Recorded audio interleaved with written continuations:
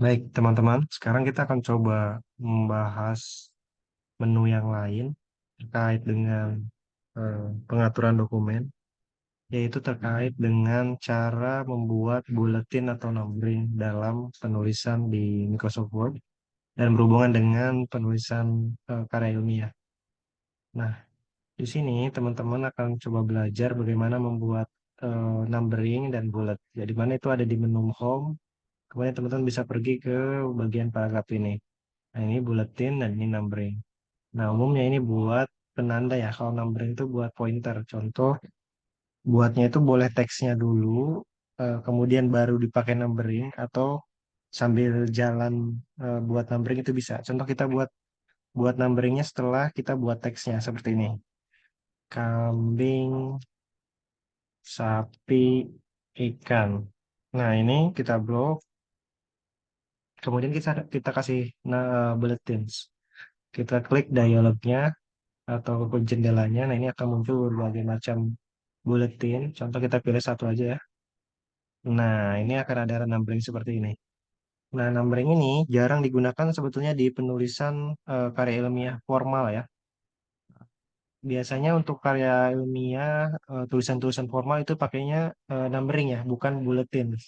Nah, cara pakainya itu contoh kita udah punya kalimatnya ini kita tinggal pakai numberingnya aja. Hmm. Nah, muncul seperti ini. Atau kita bisa buat secara manual. Manual dalam artian kita tulis A, titik, kasih spasi. Nah, ketika ada tanda petir seperti ini, dia udah otomatis pakai numbering. Nah, itu kan seperti itu.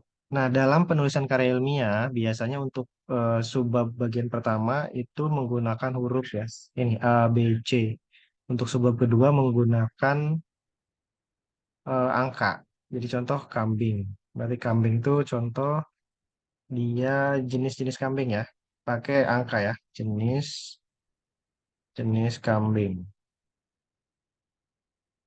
Kemudian asal kambing. Seperti itu. Nah, gimana kalau ceritanya teman-teman mau buat subbab lagi dari jenis-jenis kambing ini? Teman-teman tinggal buat enter aja, enter, terus kemudian pakai sekarang huruf. Sekarang pakai huruf kecil. Pakai huruf kecil, titik. Nah, pakai huruf kecil. Nah, setelah pakai huruf kecil, teman-teman tinggal tulis subjudulnya. Contoh, kambing, kambing Garut ya. Garut.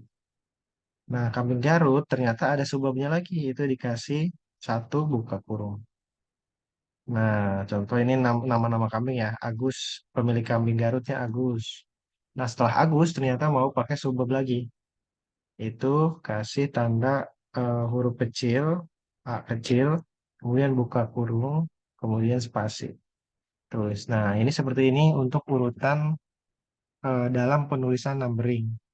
Oke, itu untuk penulisan numbering. Nanti kita selanjutnya akan belajar terkait dengan rumus, membuat daftar isi, dan membuat numbering header, footers, dan header ya. Oke, sekian.